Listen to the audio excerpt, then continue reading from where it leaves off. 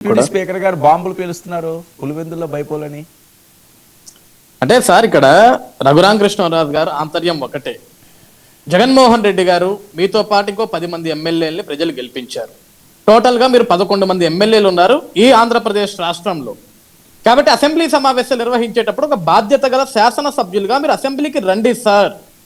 మీరు అసెంబ్లీకి వచ్చి మాట్లాడండి. ఎందుకంటే ఉన్న టెక్నికల్ అంశాల ప్రకారం మీరు వరుసగా 60 రోజులు రాకపోతే మీ మీద అనర్హత వేటు పడవచ్చు. పడితే అక్కడ బై ఎలక్షన్ జరగవచ్చు. మొన్న ఏదైతే పులివెందులో జెడ్పీటీసీకి బైపోల్ జరిగిందో ఆ విధంగా పులివెందులో కూడా బైపోల్ జరగవచ్చేమో. అక్కడ దాకా ఎందుకు సార్ రండి అని అడుగుతున్నారు. సార్ ఈరోజు ఒక ఉపసభాపతి ఒక స్పీకర్ ఆయన ఏమడుగుతున్నాడు, మీరు శాసనసభ్యులుగా గెలిచారు కదా, గెలవని వాళ్ళని అయితే మేము పిలవట్లేదు కదా, గెలిచిన వాళ్ళనే పిలుస్తున్నాం. ఈరోజు చిన్నపరెడ్డి గారు కానీ లేకుంటే వైఎస్ఆర్సీపీ పార్టీలో నాయకులు కానీ నిన్న అంబటి రాంబాబు గారు కానీ లేకుంటే సజ్జల రామకృష్ణారెడ్డి గారు కానీ వీళ్ళందరూ చెప్పే ఒకటే వాదన ఏంటి, మా నాయకుడికి ప్రతిపక్ష హోదా కల్పించండి వస్తాడు అంటారు. హోదాను మనం కల్పించాల్సిన అవసరం లేదు సార్. ఈ రాష్ట్రంలో మీరే కదా ఇంకా ప్రతిపక్షం, ఇంకా కొత్త పార్టీ అయితే లేదు కదా, 11 మంది మీరు ఉన్నారు కదా.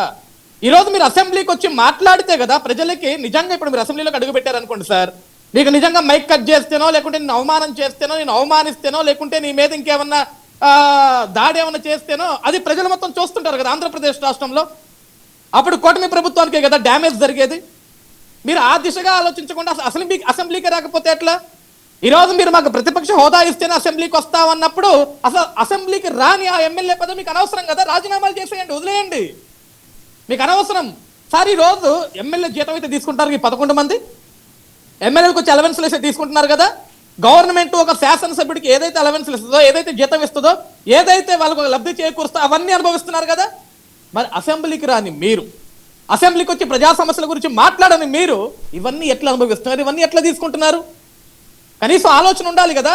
ఈరోజు సార్ జగన్మోహన్ రెడ్డి గారు అంటే అసెంబ్లీకి రావట్లేదు పోనివ్వండి, కానీ ఈరోజు వైఎస్ఆర్సీపీ పార్టీలో ఒకళ్ళు ఇద్దరు కొత్తగా గెలిచిన ఎమ్మెల్యేలు ఉన్నారు సార్, వాళ్ళకు కోరిక ఉండదా అసెంబ్లీలో కనపడాలి, అసెంబ్లీలో మాట్లాడాలి, వాళ్ళ నియోజకవర్గ తరపున గొంతును వినిపించాలని వాళ్ళకు కోరిక ఉండదా సార్? ఉంటుంది కదా.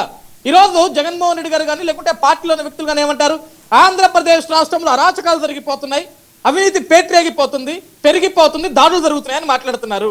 ఓకే, మీరన్న దానికే వద్దాం. ఇవన్నీ జరుగుతున్నప్పుడు ఈ 11 మందిలో ఒక జగన్మోహన్ రెడ్డి గారు మినహాయింపు చేస్తే ఆయన రాడనుకుందాం, ఈ 10 మంది నియోజకవర్గాల్లో కూడా అవినీతి, ఈ దారుణాలు, ఈ కుంభకోణాలన్నీ జరిగి ఉండాలి కదా. వాటి గురించి అన్నా సరే ఆ నియోజకవర్గానికి సంబంధించిన ఎమ్మెల్యేలన్నా సరే వచ్చి అసెంబ్లీలో మాట్లాడాలి కదా. నువ్వు అవకాశం వాళ్ళకి ఎందుకు కల్పించట్లేదు? ఈరోజు జగన్ వస్తేనే మిగతా 10 మంది అసెంబ్లీకి రావాలి, లేకుంటే రాకూడదు. జగన్ ఇంట్లో కూర్చుంటే వాళ్ళ ఇంట్లో కూర్చోవాలి, జగన్ రోడ్డు మీదకి వస్తే వాళ్ళ ఇంట్లో బయటికి రావాలి, జగన్ జీతం తీసుకోకపోతే వాళ్ళు జీతం తీసుకోకూడదు, అంతేనా? ఇది ఎక్కడ పాలసీ అండి నిజంగా? సార్ ఇక్కడ ఒకటి సార్ వర్మ గారు, ఈ రాష్ట్ర ప్రజానికం మొత్తానికి ఉన్న డౌట్ కూడా అదే.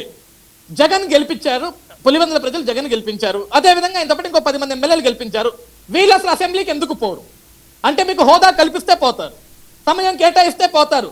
అసలు నీకు సమయం కేటాయించారో లేదని ఎట్లా తెలుస్తుంది? ఇప్పుడు మన ప్యానల్లో చిన్నపరెడ్డి గారు ఉన్నారు, వర్మ గారు, మీరు డిబేట్ మాట్లాడేటప్పుడు ఆయన మాట్లాడటం మొదలు పెట్టేటప్పుడు మీరు ఒక సమయం ఇస్తున్నారు, మాట్లాడండి సార్, ఇది మీ పీరియడ్ ఆఫ్ టైం సార్ అని ఇస్తున్నారు. ఎక్కడైనా డౌట్ వస్తే మధ్యలో ఆపుతున్నారు. అదేవిధంగా ఆయన ఇక్కడికి వచ్చాడు కాబట్టి కదా సమయం ఇచ్చింది, ఆయన ఇక్కడికి రాకపోతే మీరు సమయం ఇవ్వరు కదా. అదేవిధంగా మేము జగన్మోహన్ రెడ్డి గారు కూడా ఏమడుగుతున్నాం, మీరు అసెంబ్లీకి రండి సార్, మీ 11 మంది అసెంబ్లీకి రండి.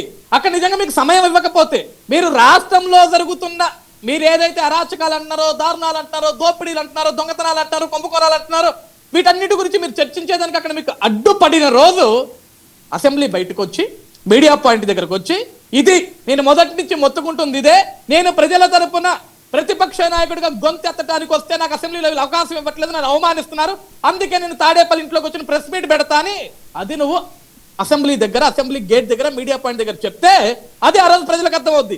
అసలు అసెంబ్లీలోకి అడుగు పెట్టకుండా, అసెంబ్లీకి రాకుండా, చర్చా సమావేశాలకు హాజరు కాకుండా, కనీసం ఒక ప్రశ్నోత్తరానికి కనీసం ఒక ప్రశ్నకి సమాధానం చెప్పేదానికి అవకాశం తీసుకోకుండా నాకు హోదా ఇవ్వండి, నాకు హోదా ఇవ్వండి అంటే దిస్ ఈజ్ నాట్ కరెక్ట్. నీకు హోదానే కావాలి, హోదా ఇస్తేనే వస్తానంటే రిజైన్, నువ్వు రాజీనామా చేయి, నీ పదవికి రాజీనామా చేసి ఆ పులివెందులు ఎవడో ఒకటి నించోబెట్టు. వాళ్ళే వచ్చి అసెంబ్లీకి నించోన ఆ పులివెందుల సమస్యల గురించి మాట్లాడతారు.